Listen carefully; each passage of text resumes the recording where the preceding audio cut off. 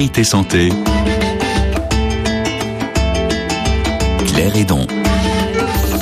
Bonjour à tous. Dans le cadre de la préparation de la COP21, la conférence des Nations Unies sur les changements climatiques qui se déroule du 30 novembre au 11 décembre à Paris, Priorité Santé s'intéresse aux liens entre changement climatique et santé. Des villes comme Grenoble et Paris ont par exemple mis en place des programmes pour lutter contre les pics de pollution, mais pas seulement. On va voir aussi que justement la lutte contre le changement climatique, ce n'est pas simplement lutter contre la pollution de l'air. Alors quels sont les exemples intéressants au niveau local qui permettent de lutter contre les changements climatiques avec un impact positif sur la santé? Comment aller plus loin, fédérer les villes qui agissent? C'est ce qu'on va voir avec mes invités. Ils sont deux autour de cette table. Mondane Jacta, qui est adjointe au maire de Grenoble, en charge des questions de santé, et Bernard Jomier, qui est adjoint à la maire de Paris, chargé de la santé, du handicap et des relations avec l'assistance publique des hôpitaux de Paris. Si jamais vous avez envie d'intervenir, de poser des questions ou de nous raconter ce qui se passe dans votre ville, un téléphone, le 33 1 84 22 75 75.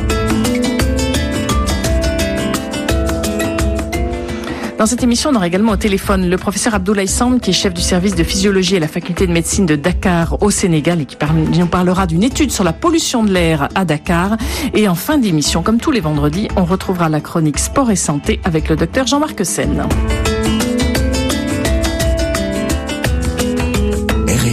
Mondane Jacta et Bernard Jomier, bonjour. Merci à tous les deux d'être là.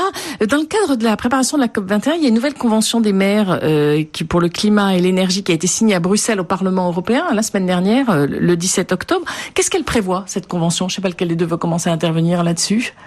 Bernard Jomier. Cette convention, c'est un engagement des maires qui est important, c'est une prise de conscience. Surtout, vous savez, la COP21 dont vous avez parlé, c'est une conférence intergouvernementale. Donc ce sont les États qui portent la négociation. Mais on sait tous que nos sociétés sont largement urbanisées et que l'enjeu des villes est un enjeu essentiel. Il n'y aura pas de réussite de l'engagement de la communauté internationale contre le dérèglement climatique si les élus locaux, si les maires, si les populations de nos villes ne s'engagent pas elles-mêmes. Donc, ce qui est très important à souligner, c'est que par la signature de cette convention, les maires s'engagent et ils s'engagent sur des objectifs de maîtrise de leur consommation d'énergie et de ce qu'on appelle la transition énergétique. C'est-à-dire si on utilise plus d'énergie renouvelable et moins d'énergie fossile comme le pétrole ou le gaz, eh bien on réduira le réchauffement climatique et on luttera concrètement contre. Et puis porte un autre enjeu, celui, on y reviendra je pense, de l'adaptation de nos villes au réchauffement qui est déjà là.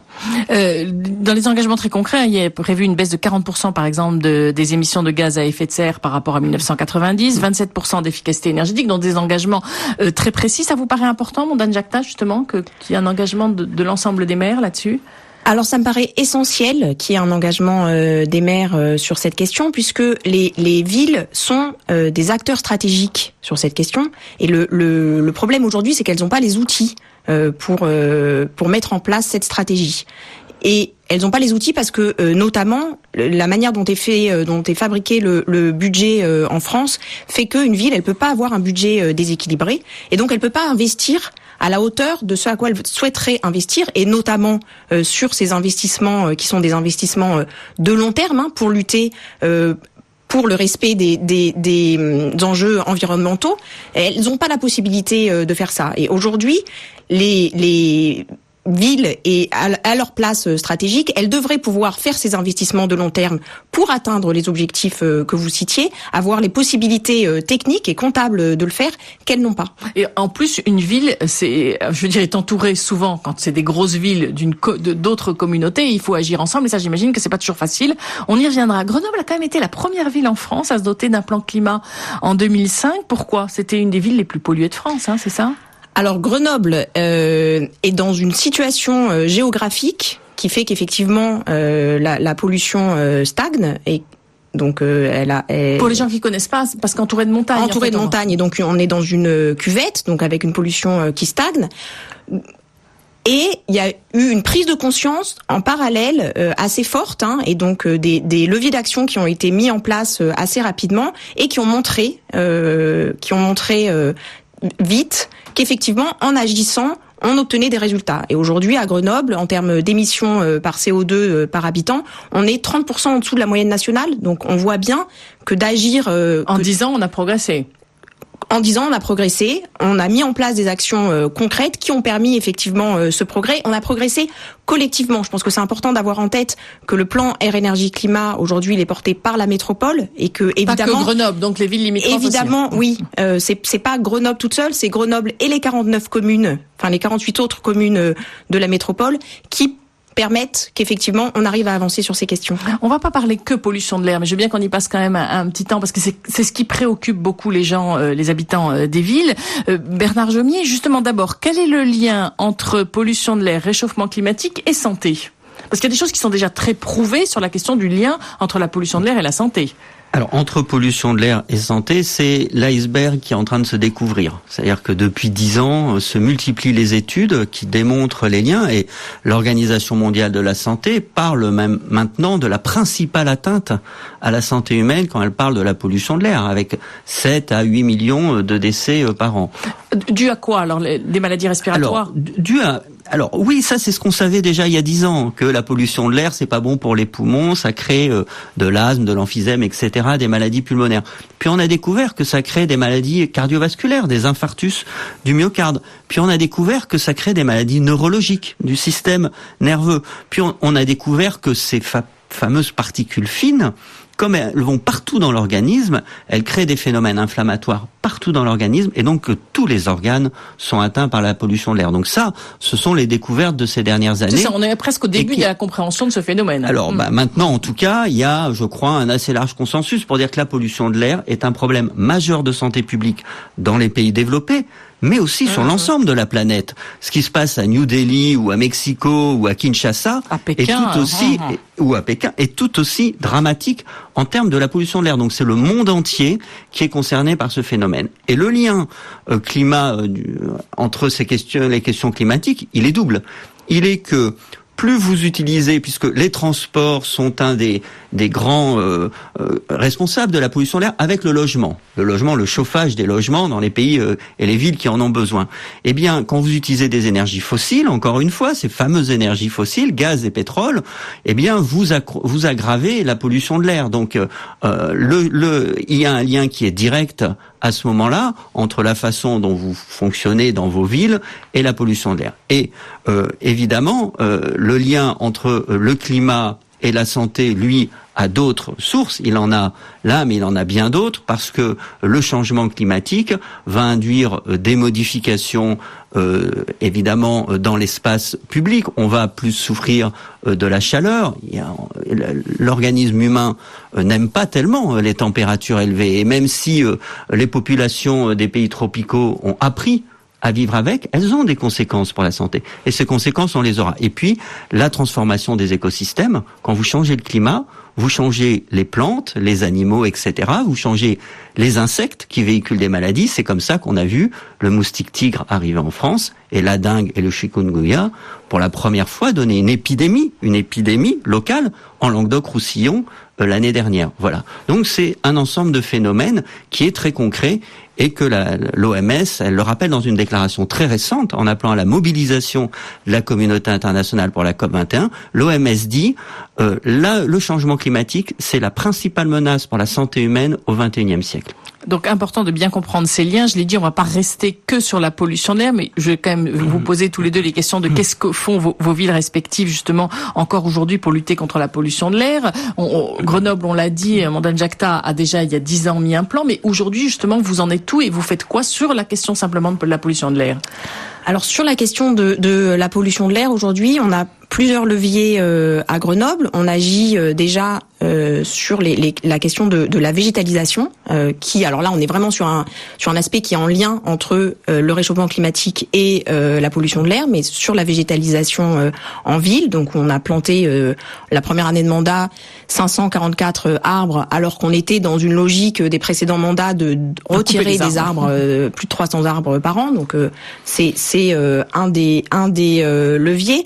On agit sur la pollution de l'air à travers des actions très concrètes. Par exemple, dans notre plan école, on va construire ou réhabiliter 6 écoles. C'est comment est-ce qu'on prend en compte la pollution de l'air dans la manière dont on conçoit ces écoles, où est-ce qu'on va les où est-ce qu'on va les implanter et comment est-ce qu'on va les concevoir pour que la pollution de l'air ne vienne pas trop impacter l'air dans les cours de récréation et dans les salles de classe. On agit aussi évidemment en favorisant les mobilités douces. Le vélo, le vélo dont on parlait tout à l'heure, la marche à pied, les transports en commun et avec la mesure qu'on a prise concernant la ville à 30. Donc là, cette mesure a du sens parce qu'on l'a prise collectivement avec 42 autres communes de l'agglomération et on voit bien que seul, enfin c'est ce qu'on se disait tout à l'heure, mais que seul,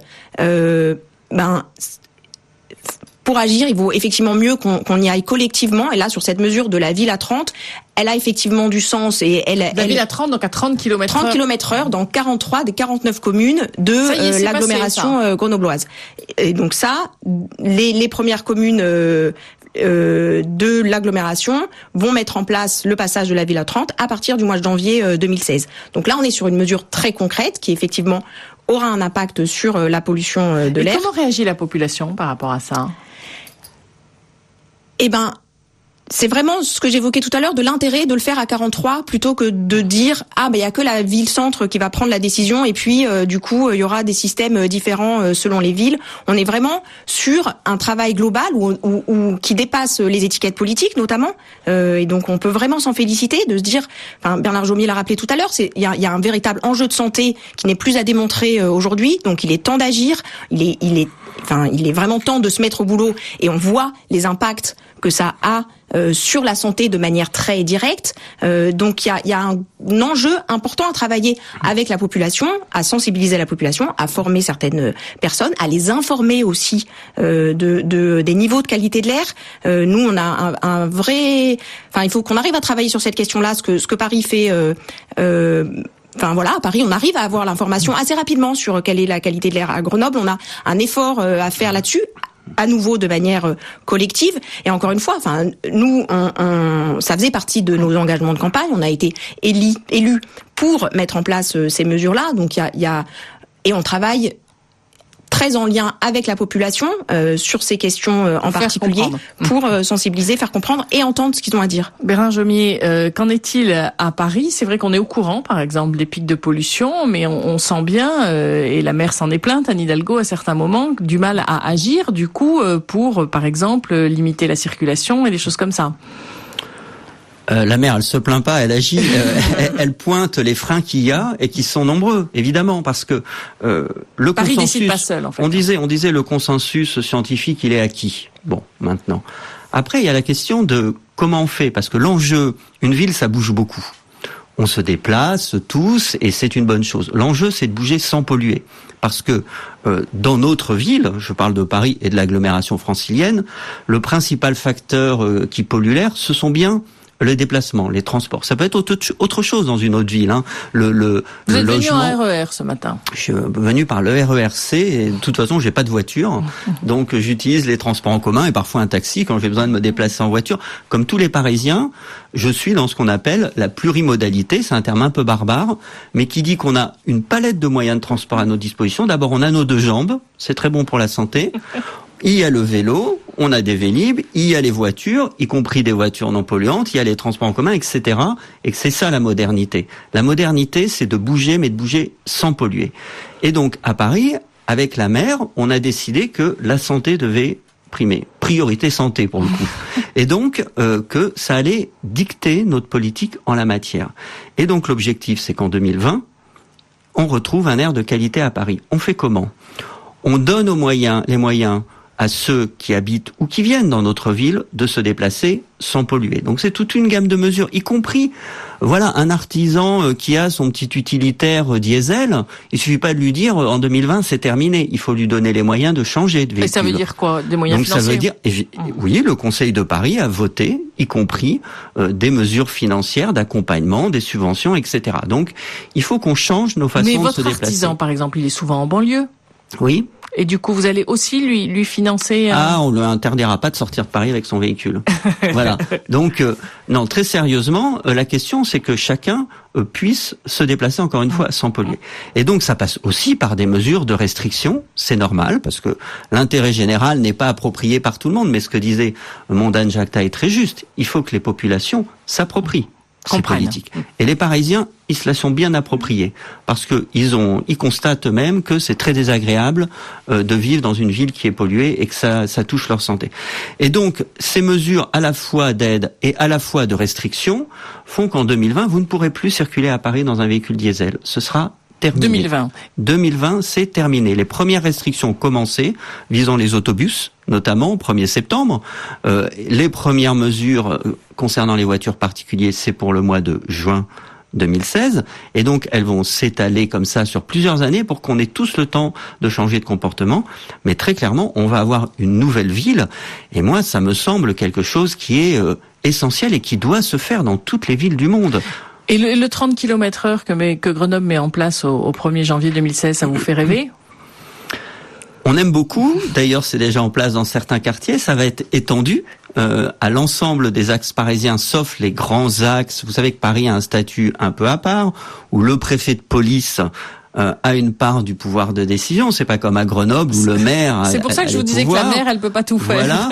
Mais oui, mais bon, en même temps, il faut reconnaître. Vous savez, l'État a beaucoup embêté Paris. Il faut quand même se rappeler qu'il y a quelques années, quand François Fillon était Premier ministre, il voulait pas qu'on piétonise les berges de la rive gauche de la Seine. Bon, il a fallu attendre qu'il quitte Matignon, que Nicolas Sarkozy quitte l'Élysée pour qu'on puisse le faire. Donc on l'a fait. Tout le monde en est très content. Maintenant, on discute de la transformation de la rive droite. Voilà. Et les mêmes, d'ailleurs, nous expliquent que ça va être l'apocalypse, que c'est horrible. Mais les Parisiens, ils s'y trompent pas. Les Parisiens, ils votent. Lors des scrutins, ils votent aussi avec leurs pieds, c'est-à-dire qu'ils viennent. Ils viennent massivement sur ces endroits de la ville qu'on a rendus plus agréables, plus de bien-être. Moi, vous savez, je suis aussi en charge du handicap. Les personnes en situation de handicap, la journée sans voiture, elles m'ont dit quoi ? On était bien dans l'espace public. Il y avait moins de bruit, il y avait moins de vitesse, il y avait moins de tension. La ville était plus humaine. Entre guillemets. La ville était plus humaine, la ville était plus agréable et la santé de chacun était mieux respectée. C'est ça la perspective. Et alors Oslo vient d'annoncer cette ville veut être exemplaire et va exclure les voitures de son centre-ville d'ici à 2019 dans le cadre de mesures visant à diviser de moitié ses émissions de gaz à effet de serre. L'enjeu, ça n'est plus d'adapter la ville à la voiture. Ça, c'était les années 70. Maintenant, l'enjeu, c'est de faire des villes qui sont des villes agréables, des villes qui respectent la santé des habitants, des villes qui sont plus humaines. Mais ma question, en fait, quand je vous citais Oslo, on peut arriver jusqu'à une ville sans voiture? C'est possible? On peut, mais c'est pas non plus un dogme qu'il n'y ait pas de voiture. La voiture, moi, j'oublie pas que c'est un instrument de liberté. Quelqu'un qui vit à la campagne, qui vit dans une petite ville, il a besoin d'une voiture pour se déplacer. Mais qu'au moins, ce soit des voitures qui ne polluent pas. Alors, il y a quand même dans la pollution de l'air, je vous ai promis qu'on passerait pas l'heure là-dessus, donc après on passera à autre chose, mais il n'y a pas que les voitures quand même, il y a toutes les industries, et à Grenoble, on les voit, les industries. Il y a les industries et il y a ce que Bernard Jomier évoquait tout à l'heure, la pollution liée au chauffage au bois non performant. Il me semble que c'est important de revenir sur cette pollution-là, parce qu'on a un levier d'action pour le coup, en tant que collectivité, pour pouvoir permettre de vous voulez plus qu'on fasse de feu dans la cheminée. Pour travailler sur ces questions-là, aujourd'hui, au niveau de la métropole, pour le coup, on a passé une délibération pour les changements d'appareils de chauffage au bois non performants. Il ne s'agit pas d'interdire le chauffage au bois, c'est absolument pas ça, justement. C'est comment est-ce qu'on va aider les ménages à changer leur appareil de chauffage, parce que nous, alors c'était dit tout à l'heure, en fonction de là où on se place, les causes de la pollution, elles sont diverses. En hiver, nous, 75% des émissions de particules fines, c'est le chauffage au bois non performant. Donc il y avait une urgence à agir à nouveau là-dessus, et donc cette mesure de mise en place pour pouvoir accompagner les ménages, pour pouvoir aussi former les professionnels à ces enjeux de chauffage au bois performant, et un accompagnement des ménages qui est différent en fonction de la vulnérabilité des ménages. Donc, et des revenus, on y reviendra si vous voulez bien sur cette question-là dans la deuxième partie de l'émission. On se retrouve dans 3 minutes, juste après les informations.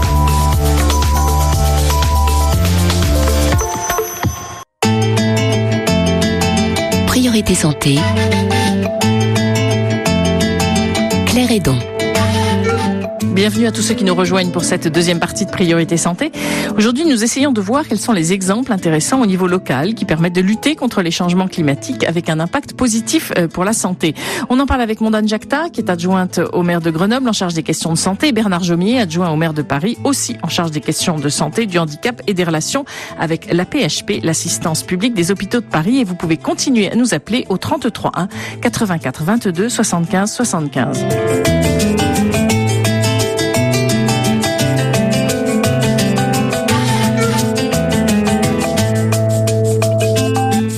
Dans la première partie de l'émission, on a longuement parlé de la question de la pollution de l'air, de son impact sur la santé, de ce que peuvent faire les villes. Vous étiez, Mondane Jacta, en train de nous parler de Grenoble, de la question de la rénovation des logements et entre autres des aides qui peuvent exister. Mais est-ce que honnêtement, ces aides touchent les gens qui sont vraiment en situation de précarité, de difficulté, qui ont souvent pas de quoi rénover leur logement? Et même dans le cadre de la propriété privée, d'ailleurs. Alors, nous, les dispositifs sur lesquels on a travaillé au sein de la métropole, ils ont été créés pour toucher effectivement en particulier les ménages les plus vulnérables et arriver à effectivement qu'une tranche de la population ne soit pas oubliée de cet enjeu de santé. Donc, et vous pensez que vous allez y arriver vraiment, ça? On a travaillé les dispositifs pour ça. Après, ça rejoint ce que je disais en début d'émission sur la nécessité pour les villes de pouvoir investir sur ces enjeux énergétiques et d'avoir la possibilité de le faire. Et tant que les villes n'auront pas la possibilité d'investir autant qu'elles le souhaitent sur le long terme, parce qu'elles ne peuvent pas avoir de budget déséquilibré, eh bien effectivement on ne pourra pas avoir autant d'actions qu'on souhaiterait en avoir et protéger autant les habitants qu'on souhaiterait pouvoir le faire. Mais nous, les dispositifs tels qu'on les a pensés, que ce soit le renouvellement des appareils de chauffage au bois non performants, que ce soit l'isolation des logements, on travaille effectivement à vraiment se poser la question des ménages les plus vulnérables et de proposer des aides particulières, enfin des aides plus importantes, pas particulières, mais plus importantes pour ces ménages-là. Bernard Jomier, dans la question du changement climatique, il n'y a pas que la question de la pollution de l'air. Alors justement, qu'est-ce qu'une ville comme Paris peut faire pour limiter l'impact de ce changement climatique et éviter qu'il n'augmente? On peut faire plusieurs choses. On peut d'abord s'adapter et lutter. Alors lutter, on en a un peu parlé. Lutter, c'est éviter que la ville contribue au changement climatique. Donc c'est baisser son empreinte énergétique, donc moins consommer d'énergie. Donc ça passe par des politiques sur les transports, ça passe sur le logement, comme vous venez d'en parler. Sur l'éclairage aussi. À Paris, on a besoin de se chauffer et voilà, on a des logements qui sont parfois des véritables passoires. Ça passe sur l'éclairage urbain, effectivement. Donc ça passe sur des mesures qui visent à abaisser l'empreinte énergétique de la ville. Donc ça, c'est entamé depuis longtemps à Paris, puisque le premier plan climat de Paris date de 2004. Donc ça fait une dizaine d'années que cette politique est en place et que Paris réduit, pas assez vite, mais réduit doucement son empreinte énergétique. Et puis, comme il y a une part du réchauffement climatique qui arrive de toute façon, qui est là, et je vous rappelle juste que l'enjeu de la COP21 dont vous parliez, c'est de limiter à 2 degrés le réchauffement de la planète, parce que les experts estiment que jusqu'à 2 degrés, on va arriver à peu près à en gérer les conséquences, qu'au-delà de 2 degrés, on ne sait plus faire. C'est-à-dire, on va se trouver confronté à des phénomènes qui peuvent être extrêmement périlleux pour nos populations. Et juste aussi, à l'heure actuelle, l'accord pour le moment se fait sur une base qui est plutôt de 2,7 degrés à 3 degrés. Donc il n'est pas dit que la COP21 arrive à un accord qui soit satisfaisant, et c'est inquiétant. Donc il y a besoin d'une mobilisation plus forte. Et tout ça donc, pour dire qu'il faut donc s'adapter au changement. Et s'adapter à tout ça, ça nécessite de travailler sur la ville. Ça nécessite. Je vais présenter au mois de novembre au Conseil de Paris un plan de santé environnementale. Un plan de santé environnementale, mais la santé, c'est pas à l'offre de soins. C'est par exemple l'urbanisme. C'est par exemple quand on conçoit un nouveau quartier, et on en conçoit à Paris, il y a des quartiers, des grands quartiers qui sont en rénovation.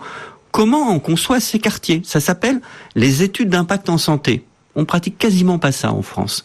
Eh bien, l'étude d'impact en santé, elle permet de prévoir, par exemple, comment les gens vont se déplacer sans polluer. On revient à la thématique. Elle prévoit que, évidemment, les bâtiments consomment peu d'énergie, mais ça, c'est déjà le cas.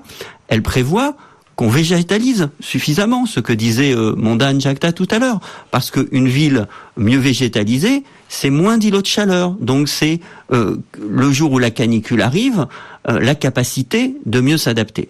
Et chose très importante, vous parliez tout à l'heure des conditions sociales, c'est que on sait maintenant, on l'a appris aussi, que les populations les plus défavorisées socialement sont celles qui souffrent le plus des pollutions. On pourrait se dire, on est dans la même ville, donc voilà, on a tous la même exposition à la pollution. Sauf que les villes sont structurées de façon inégalitaire. C'est pas d'ailleurs original à Paris. Je crois que vous avez un invité de Dakar. Dakar, les Almadies sont un quartier agréable, en bord de mer, etc. Et il y a d'autres quartiers plus populaires. C'est la même chose à Paris. Voilà. Et la pollution de proximité n'est pas la même selon ces quartiers.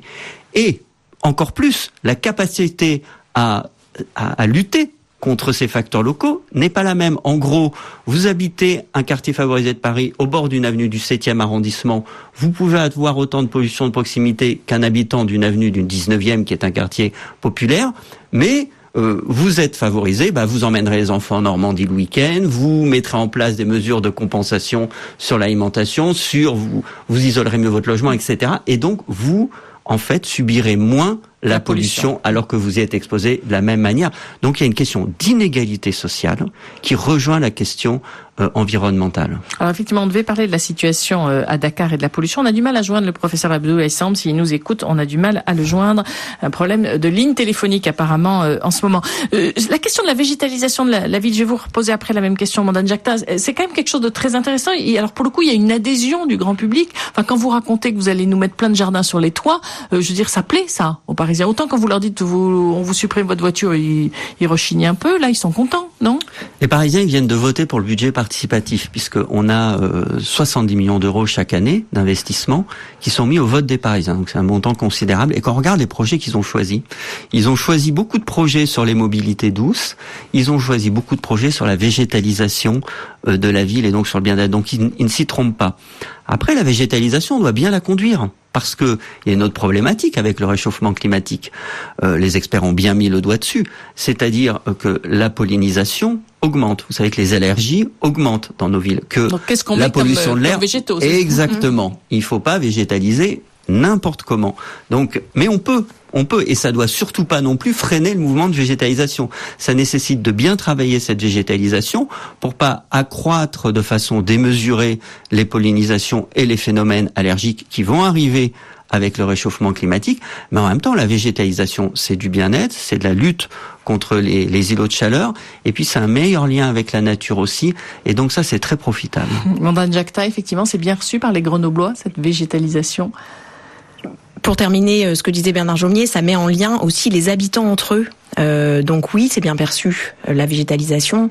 C'est bien perçu parce que c'est aussi, en plus de tout ce que disait Bernard Jaumier, c'est aussi une manière pour les habitants d'être en lien. Et ce lien social, il est nécessaire et il peut pas être déconnecté de tout ce dont on vient de parler tout à l'heure. Enfin, ça me paraît essentiel de parler de ce lien social dans ces questions de pollution et de réchauffement climatique. Aujourd'hui, on discute de la COP21 et la COP21, on ne peut pas se dire que qu'on va que parler du réchauffement climatique. La COP21, c'est un travail sur ce qu'on a déréglé, sur tous ces dérèglements, et tout ce qui va impacter la planète, ça impacte la vie des individus. C'est ça qu'il faut faire comprendre. Et aujourd'hui, exactement, aujourd'hui, il faut vraiment qu'on arrive à se dire, la COP21, c'est une manière de mettre le pied dans la porte pour parler de ces questions sur la vie des individus, quel impact sur la vie des individus, évidemment en lien de ce qui vient d'être dit sur le lien avec les inégalités sociales de santé, et en quoi est-ce que les politiques environnementales, elles ont un impact social, en quoi est-ce qu'elles ont un impact de santé, et qu'on arrête d'opposer ces politiques entre elles, et vraiment qu'on se dise, là c'est l'occasion de parler des conditions de vie des individus, partout où qu'ils soient sur la planète. C'est ça, ce que vous dites là-dessus, parce que je l'ai déjà entendu plusieurs fois, il faut absolument que ce qu'on met en place serve aussi à réduire les inégalités. Et de fait, ça sert à réduire les inégalités quand on sait que les ménages les plus vulnérables sont ceux qui sont le plus touchés par la pollution. Bien évidemment que quand on va agir sur la pollution, les premières personnes impactées, ça va être les personnes qui vont effectivement, quand on met en place des activités, des actions pour réduire la pollution sur les axes routiers, effectivement, dans les barres d'immeubles au-dessus des axes routiers, oui, ce seront les premiers ménages impactés positivement par nos actions, avec des conséquences directes sur les conditions sanitaires et de santé de ces personnes. Et on a au téléphone le professeur Abdoulaye Samb, qui est professeur de physiologie respiratoire à Dakar au Sénégal, directeur de l'école doctorale des sciences de la vie, de la santé et de l'environnement. Bonjour professeur Abdoulaye Samb. Bonjour. Vous avez mené une étude sur la pollution de l'air à Dakar. D'abord, est-ce que vous pouvez nous raconter comment cette étude a-t-elle été menée sur 2 zones assez différentes de la ville ? Tout à fait. Nous avons effectué donc à Dakar plusieurs études sur les effets de la pollution sur la santé en général. Nous avons choisi 2 sites pollués, l'une polluée et l'autre moins polluée, en particulier Sandaga, c'est le principal marché donc du Sénégal. Il est au centre donc de la ville donc de Dakar, où vraiment il y a une circulation extrêmement importante, automobile importante, mais une activité aussi très très importante de commerce. Nous avons pris des personnes qui sont là depuis 10 ans, qui travaillent donc chaque matin, qui viennent travailler, passer la journée et rentrer chez eux. Et nous avons aussi comparé à un autre site, pris en compte donc un autre site qui est le Méridien par exemple, qui est au bord de la mer, où il y a des travailleurs qui viennent, en particulier donc des vigiles, qui passent donc la journée et restent de manière importante dans cette zone. On a essayé donc de voir en faisant donc des tests spirométriques, d'abord pour leur fonction donc respiratoire, mais aussi la prévalence donc des maladies respiratoires donc chez ces personnes. Et alors qu'est-ce qu'il en ressort ? Alors ce qui ressort, c'est que simplement les personnes qui sont en tout cas dans la zone de Sandaga, très souvent, on a beaucoup de problèmes donc de rhinite allergique, de problèmes donc d'asthme qu'on a reçu donc dans cette tranche de la population, que nous avons comparé à d'autres zones dans la zone donc du Méridien où les personnes ont séjourné travaillé là-bas pendant 5 à 10 ans. Globalement, on a noté effectivement que dans la zone donc de Sandaga, il y avait beaucoup de problèmes, en dehors même des affections respiratoires, c'est des rhinites fréquentes, mais aussi donc d'asthme, des problèmes dermatologiques que les patients ont et qui nous révèlent effectivement que très souvent ils ont donc des difficultés particulières au cours de la journée pour respirer, etc. Et on a fait pour chacun de ces populations, pour toutes ces populations, des tests pour voir un peu la fonction donc respiratoire et voir un peu est-ce que il y a un impact un peu de cette pollution. Mais par contre, à côté maintenant, nous avons aussi mesuré le niveau de pollution que nous avons fait donc dans le cadre donc d'une étude avec une équipe donc de Toulouse, etc. et d'autres collègues donc de la faculté de médecine et de l'ESP, l'Institut supérieur polytechnique, où nous avons mis en place des capteurs qui nous montrent effectivement au cours de l'année, il y a des périodes intense où la pollution est extrêmement importante. Et nous avons continué pendant l'année à suivre ces personnes. Et effectivement, il y a une corrélation qui sort entre la survenue des pathologies et le niveau un peu de pollution qu'on a au niveau donc noté au niveau donc de la. C'est intéressant. Donc c'est dont on a parlé dans la première partie de l'émission, vraiment la preuve du lien entre la santé et la question de la pollution. Juste une dernière question, professeur Abdoulaye Samb, mais finalement une fois que votre étude est faite, est-ce que ça fait réagir la municipalité de Dakar? Est-ce qu'il y a des choses, des décisions qui commencent à se prendre dans ce domaine? Je pense que globalement, nous avons informé parce que nous avons fait des études avec le centre donc de suivi de l'environnement, du ministère donc de l'environnement. Ils sont au courant donc de ces phénomènes et nous avons informé aussi le ministère de la Santé parce qu'il y a une autre étude aussi qui a été faite sur la fréquentation des structures hospitalières, en particulier dans l'année, et la prévalence de ces pathologies. Donc vous les avez informés, mais est-ce que vous avez l'impression que les politiques bougent au Sénégal là-dessus?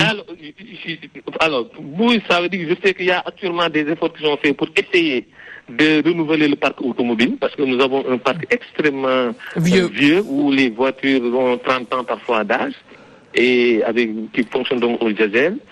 Il y a une politique actuellement de renouvellement qui est un peu timide, mais enfin, il y a en tout cas, je pense, une volonté politique et les gens sont conscients effectivement que il y a quelque chose à faire parce que la prévalence donc de ces maladies inquiète de plus en plus. Il y a vraiment une prise de conscience. Merci Abdoulaye Samb. Une réaction, Bernard Jomier, c'est ce que vous disiez en début d'émission. La pollution dans les grandes villes, c'est pas du tout que dans les pays occidentaux. Les pays du Sud se prennent ça aussi de plein fouet.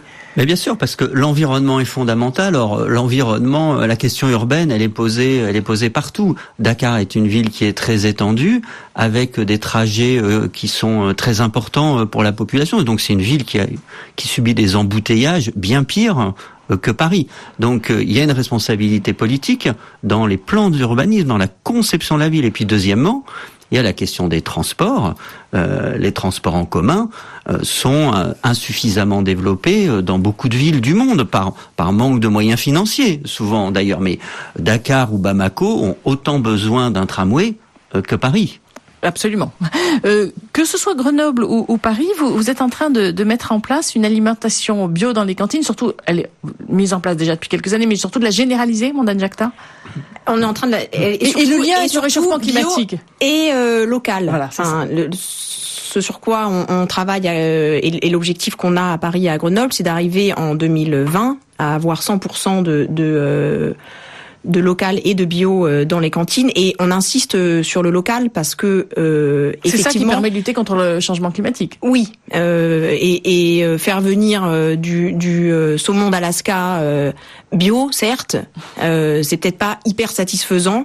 Et l'enjeu, c'est d'arriver à ce qu'effectivement on ait une alimentation saine, locale, bio, dans l'intégralité de nos cantines, sur l'intégralité de nos repas et dans toute la restauration collective. Donc c'est une des thématiques sur lesquelles on a travaillé très fortement dès notre élection. On a passé la part de bio de 20 à 50% actuellement, et l'objectif étant d'arriver à 100% à la fin de l'année, à la fin du mandat, pour effectivement,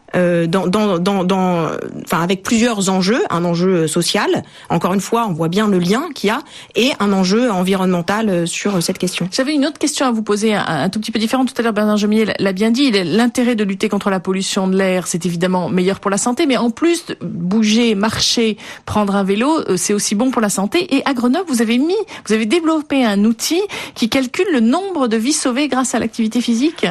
Alors, on a utilisé un outil qui existe. On a utilisé l'outil HIT qui existe, qui était proposé dans le cadre du réseau français des villes santé de l'Organisation mondiale de la santé, et qui effectivement est un outil que les villes peuvent utiliser pour un outil d'aide à la décision, de se dire tiens, alors nous on l'a utilisé pour mettre en place de la signalétique piétonne, en se disant si on met en place la signalétique piétonne, quel est le coût et quel est le gain en termes de sur la santé, parce que les gens vont bouger. Parce que les gens vont bouger. Et ce qui a été calculé lorsque ça a été mis en place, c'était que s'il y avait une seule personne qui utilisait ces panneaux de signalétique piétonne, l'investissement était rentabilisé. D'accord.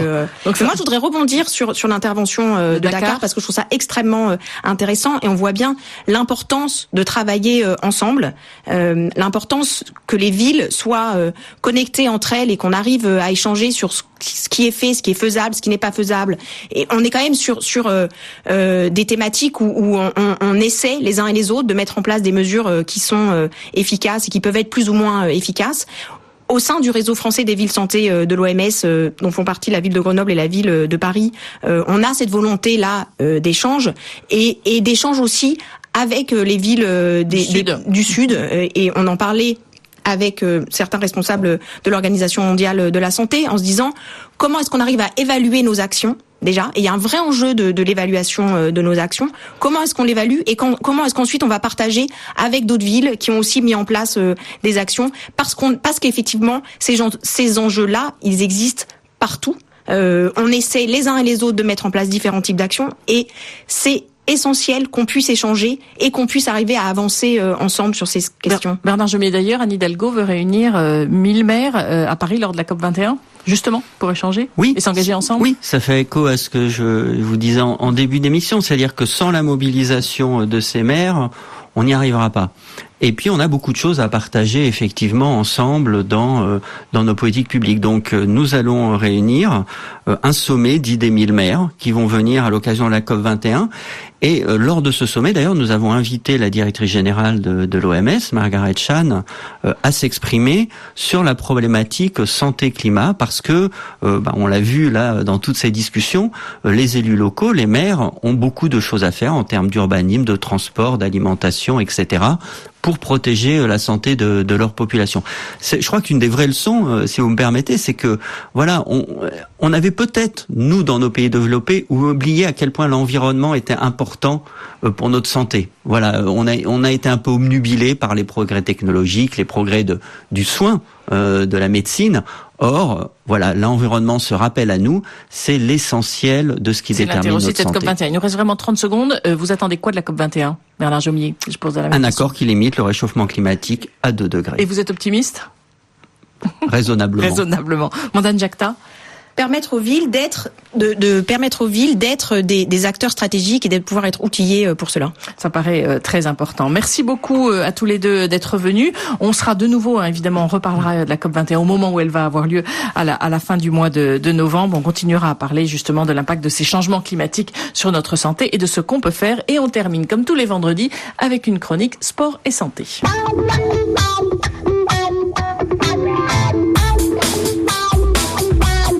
Docteur Jean-Marc Sen, bonjour.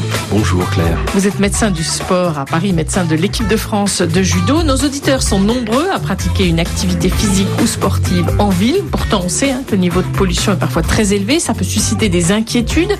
Pouvez-vous tout d'abord nous rappeler quels sont les risques de la sédentarité, mais aussi de la pollution pour notre santé? Alors en effet Claire, la question est tout à fait légitime.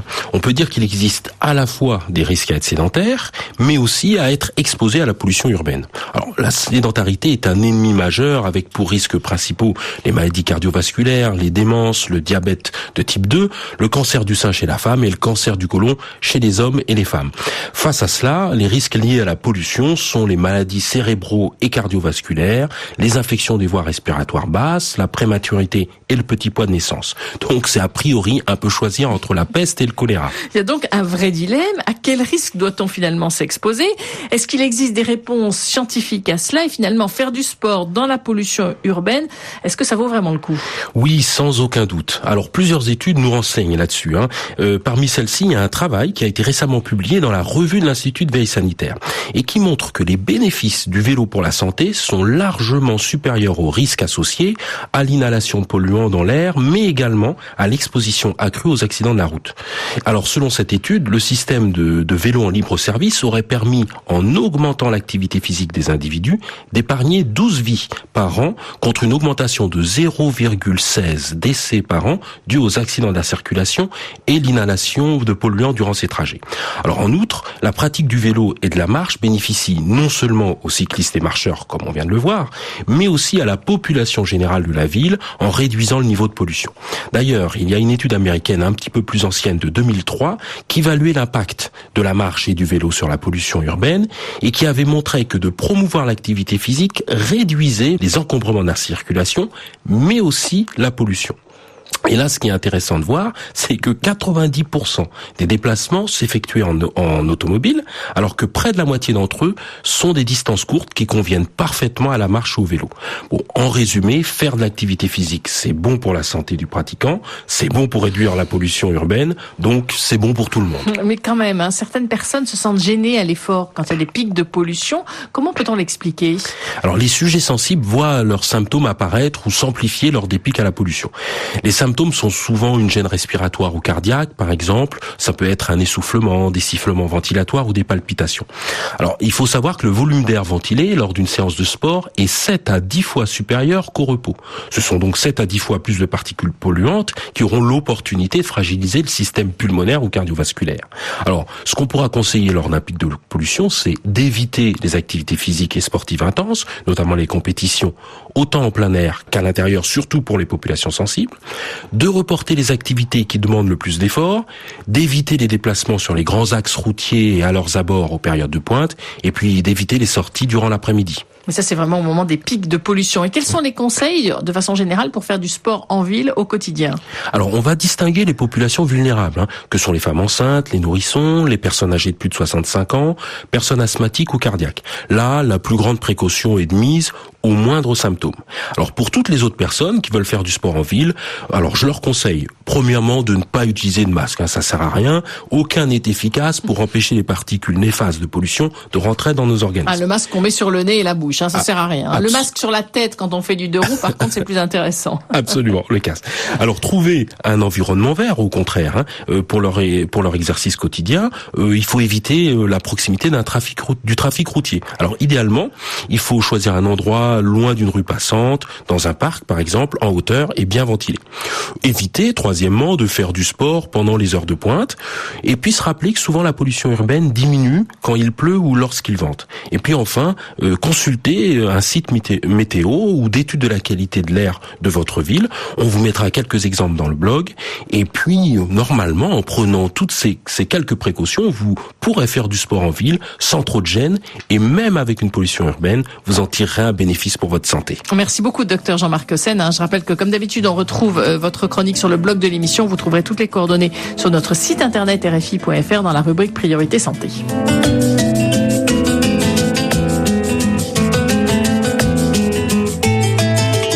Et merci à toute l'équipe de Priorité Santé, Didier Bleu, Ophélie Lassène et Marjorie. Bonne fin de semaine à tous, et lundi, on vous propose une série de rediffusions.